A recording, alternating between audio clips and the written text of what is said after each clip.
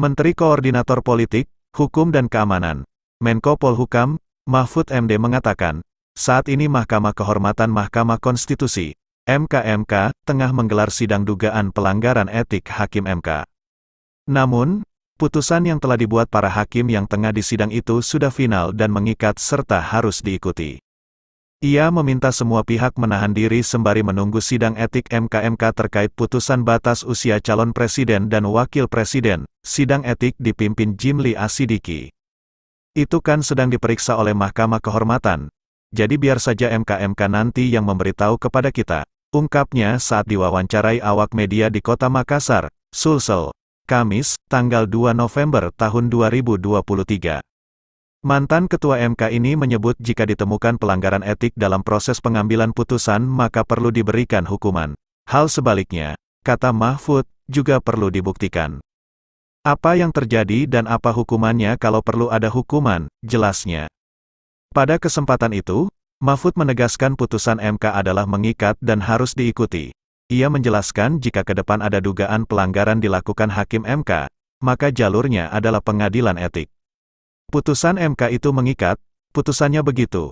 Mengikat harus diikuti, kalau proses membuat putusan itu melanggar etika, itu ada pengadilan etikanya, tutur Mahfud. Mahfud menjelaskan soal pasal 24C Undang-Undang Dasar 1945 yang menyatakan MK adalah lembaga yang mengadili sengketa dan putusannya adalah inkrah atau final.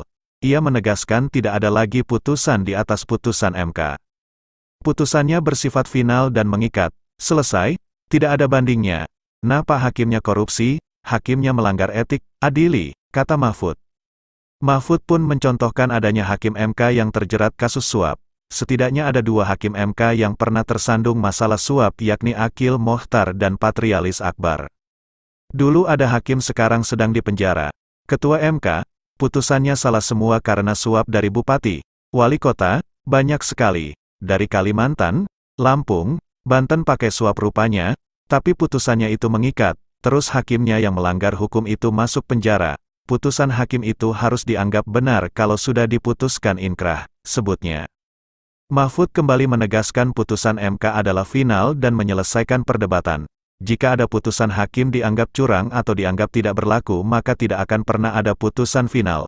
Oleh sebab itu, putusan itu mengikat, hakimnya tangkap, hakimnya adili. Nah, seperti sekarang ada pengadilan etik, kita lihat saja seperti apa hukumnya kalau saudara anggap itu politik dinasti dan anggap karena ada intervensi. Kita tidak tahu benar tidaknya karena sedang diperiksa oleh Pak Jimli, pungkasnya.